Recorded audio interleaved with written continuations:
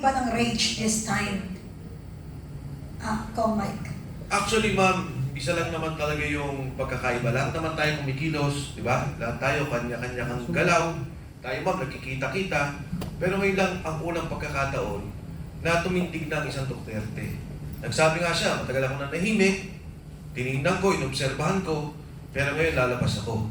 Napakalaking bagay sa atin yun. Ang isang running figure, ang isang sentro, na lahat tayo magkakasama at kikilos. In fact, no less than Chairman Cusi, bago ako pumasok dito, nag-usap kami, sabi niya, ano ba nangyayari? Anong gagawin nating direksyon? Sabi ko, Chairman, sa ngayon, may pagkilos ang mga kababayan natin sa Luneta. Yung mga taga-Batangas na doon sila, yan yung nangangampanya na ibagsak yung 12% sa 10%. Tapos ang maisog, tuloy-tuloy, na nandiyan naman sa Supreme Court na kumakampanya. So, ngayon, pag-uusapan nga na pag-isayin, ano pa yung gagawin natin pagkilos. Pangatlo, higit sa lahat, sabi ko kay Chairman, tingin ko, ibuo na natin yung grupo, at ang ganda, Mama, ikaw ang mag-host dito. Doon sa Kongreso, na magkaroon tayo ng isang desk o ng isang lugar para habang nag-i-impeachment hearing sila, sagutin na natin kaagad o anong nangyayari. Yes! Tingnan nyo naman, no? Ang laki namang ganda ni Ma'am Penny doon sa chairman namin. Diba? So, hindi. Kasi, katulad kahapon, ang tagal ng reaction time natin, although nagsalita na ako, yung kwento ni Madriaga. Sabi ko, oo, grabe. Pinanakan na namin sa vlog yun. Yun na nga, pero dapat doon na tayo magsalita. Tapos lahat ng mga magsasalita, pumunta doon sa mismong kongreso. Doon mismo. Pumunta tayo doon. I-organize namin po ngayon, matapos po dito. Kapon, 5 nagsalita doon. Oo, kasi sabi ko ba ano to si Madriaga? Bunsong anak? Lahat ng usapan kasama siya? Lahat ng anuan kasama siya? May sulat pa. Oo. Pabagsakan ng bansa, kasama siya. Tayuan ng military intelligence group, security group. Kasama siya. Dalahan ng pera, milyon-milyon. Binigyan pa ng pambili ng motorsiklo. Yan ang tinatawag tanim witness. Oo, tapos sabi ko ba, nagugulat ako eh. Ako sa kalaman po ng lahat, noong 11th Congress, magkasama kami ni Mayor Duterte sa minority. Kaibigan ko na, si Mayor Duterte ng Kongreso pa lang kami. Nung siya po yung naging presidente, nakita lang kami 3 beses. Sabi pa nga niya sa akin ng unang beses, sabi niya, Mike, sabi niya, kumusta ka na? Sabi ko, mabuti po, Mr. President. Sabi niya, pagka libre, dalawin mo ko. Akala mo, tindahan lang, di ba? Pagka libre ka, puntahan mo ko. Sabi ko po, Mr. President. Pero, nagkataon din naman COVID eh. Na-meet ko ang presidente ng mga panahon yun, siguro 3 beses lang. Kasi nga, wala namang pagkakataon. Ito lahat ng kwento, katabi siya. Lahat ng usapan, kasama siya. Ang masak lang, nakakulong pa yan. Oo eh. Sabi ko nga kapag siya. Sabi ko nga doon sa interview ko, sabi ko, papakinggan ko siya para siya si Medaldea o si Bongo. Oo. Hinaik pa sir. Kung gano'n siya kakalose. Anak na bunso. Yan ang tinatawag na ghost witness. Puso ang ghost eh. Nagkamali sila doon. Kumuha na nga sila ng witness, sinobrahan naman nila ang kwento. O ano lumabas doon sa litrato, sa painting. O iba pala yung nagbigay. Oo. Diba? Taga Davao din pala yung nagbigay. Binigay kay Inday Sara. Ayun na lang, patay na kaagad eh. Bakit pa idinugtong yung kwento niya na yun? Tapos sabi, yung 100 million daw, kinuha niya dahil itinulong kay Duterte.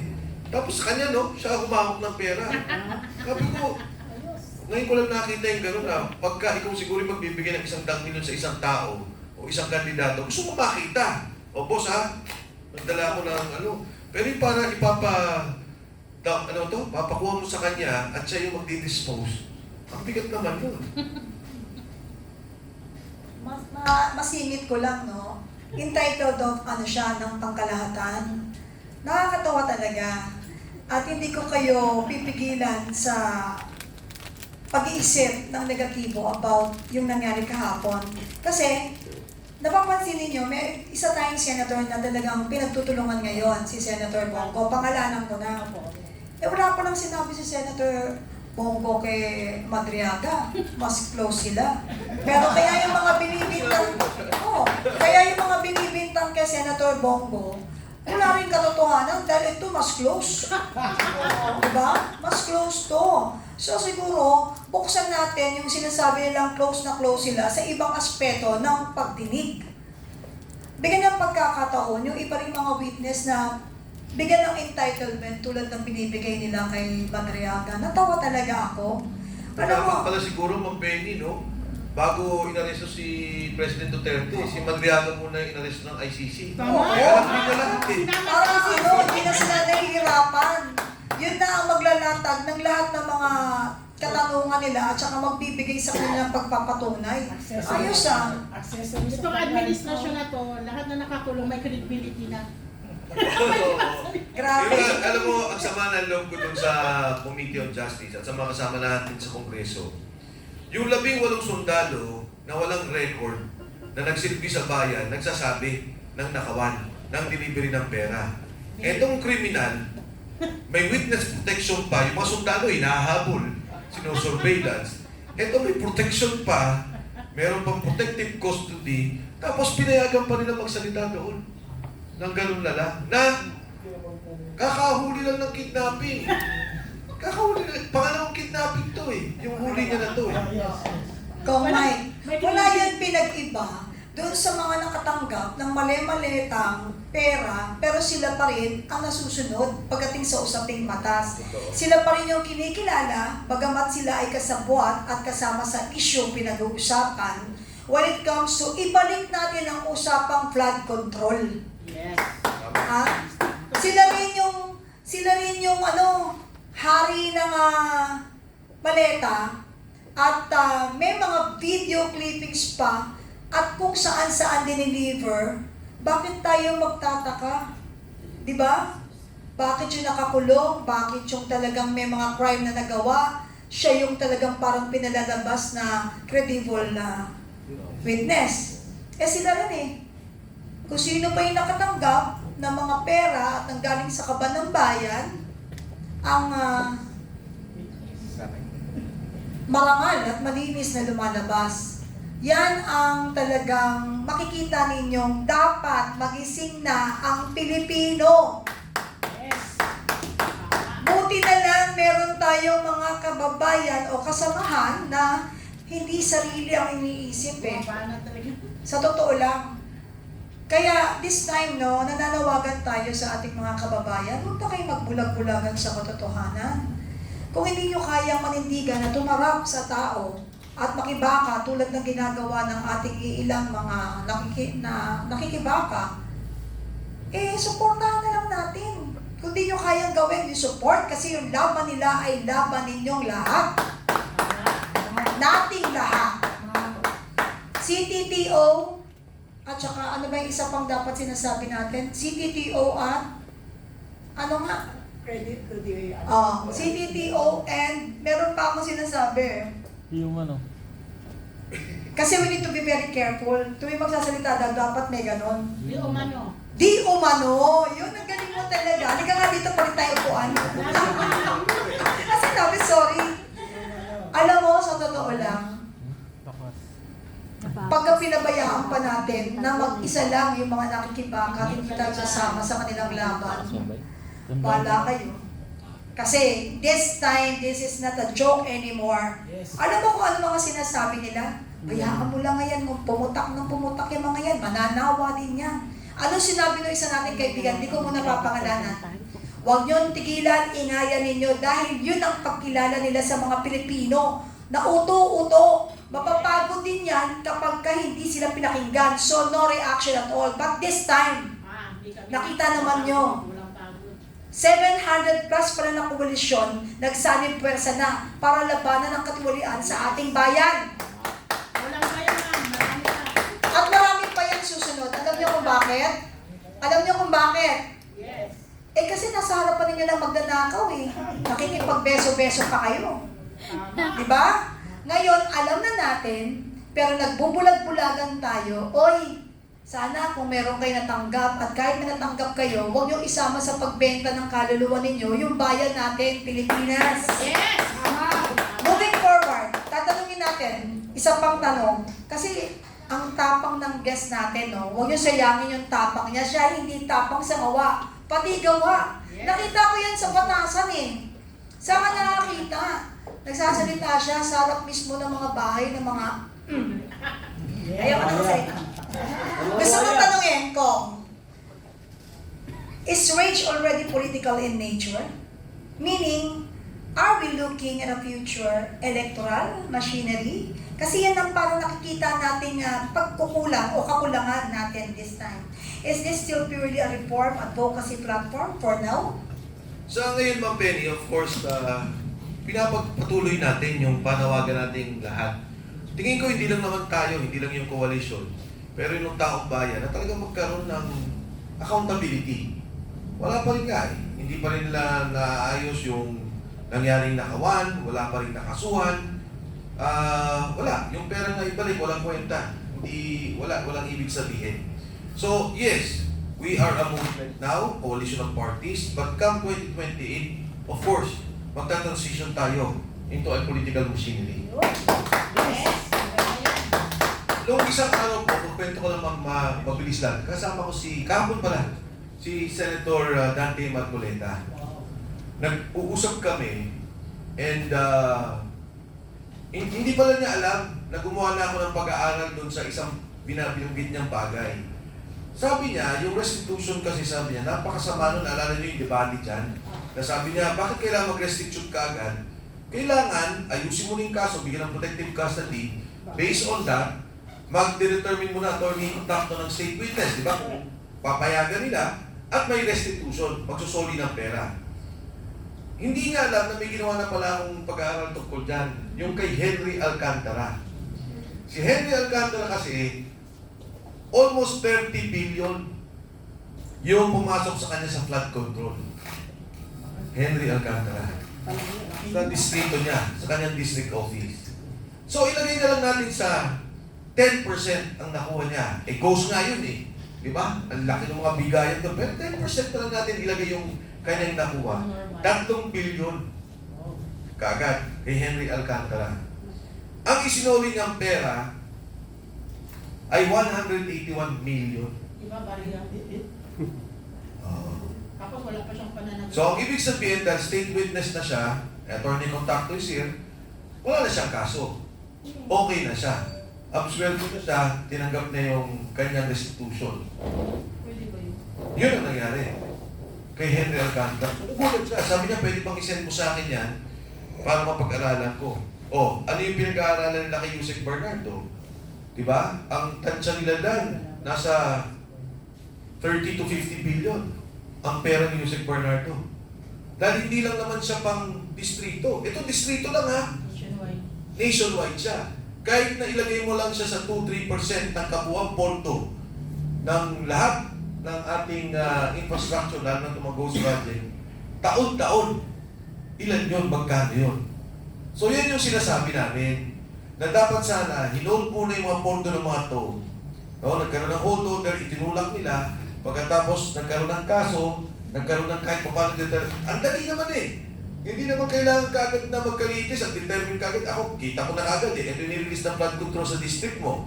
Ang kabuong porto nirelease, parang, ang total sa distrito niya ata, mga 45 billion for the past 3 years to 60 billion. Pero yung flood control lang is 30 billion. Kaya nagkamali si Alcusi eh. Diba? Nagpa-appoint na secretary kung district engineer pala siya, billion yun. Sek, ay kung gusto ko lang pong isingit sa mga tao na nandirito at saka sa mga nanonood ng live podcast. Alam ko sa totoo lang, huwag niyong tawanan at maliitin yung mga statement na binababasa sa atin ni Kong Mike. Alam niyo kung bakit? Para lang sa kaalaman ng lahat at mga masugid nating tagapanood sa kanilang mga tahanan at sa iba't ibang lugar ng Pilipinas. Baka nakakalimutan po ninyo o nila na naglingkod to sa bayan ng ilang taon, kaya wag siya. Alam niya. So, huwag niyong isipin na ginagawa niya to for something. First of all, hindi naman siya tumatakbo, wala siya sa posisyon para ano, pero lugmok na ang ating bayan eh. Kaya mapalad tayo na meron tayong isang Mike Defensor na kumukundi na sa mga buhaya. And now, we proceed because meron atang katanungan at ang susunod nating magtatanong ay ang ating napakaganda, napakatalino. Palakpakan natin ang atin pong chairperson ng Legal Committee ng PDP, Attorney Yvette Contacto. Ma'am. Thank you, Kapeli. Magandang umaga ho sa ating mga vloggers, no? Susugat ko lang po yung sinabi ni Congressman Mike Defensor, yung agam-agam po, no, dyan sa issue ng restitution, bago na-consider si Yusek Alcantara as state witness. Kung Mike, if you would remember, ang concern dyan ni Senator Marcoleta is that ano ang formula Yes. for the restitution? Ano ang basihan? Katulad niya, no, may pag-aaral na si Congressman Mike Defensor, kung ilang bilyon ang na-allocate. Sino ang nag-determine kung magkano ang dapat ibalik bago siya maging state witness? There was no clear formula na hinihingi ni Senator Marcoleta. Bagko sabi niya, hindi naman requirement na magkaroon muna ng restitution bago siya ma-consider as state witness kasi wala talaga yan sa batas. Ang nakalagay, dapat least guilty ang requirement bago maging state witness. But having said that, Kapeli, maraming salamat dito sa oportunidad ngayon na makapagpatuloy na magtanong. Ako naman ay tutugon ng pansin sa ating dito sa ating isang guest panelist ngayon dahil naibigay na ni Congressman Mike Defensor yung kabuuan ng pakay kung bakit na-form ang RAGE. Pero may isang miyembro ng koalisyon na to, ang Southern Leyte for Sara Duterte, or SOLID, spearheaded by Dr. Lito Trumata. At ito po ang aking katanungan, Doc Lito, no? Ano po ba ang current political system na nangingiral ngayon? Hindi lang dito sa Southern Leyte, pero sa Leyte po as a whole, na nag-encourage sa inyo to be part of this RAGE coalition? Good morning sa lahat. Good morning sa idol ko kay Mike, kay Ma'am Pingi, at saka kay Attorney Yvette. Now, kahit hindi ako politiko, when I received ng invitation to be one of the speaker dito, hindi po ako nagdalawang isip.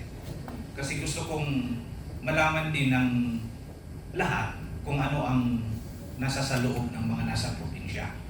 Lalo na sa lugar ko na Leyte, kung alam nyo kung ano yung Leyte in terms of the Romualdezes at saka yung Marcos. Now,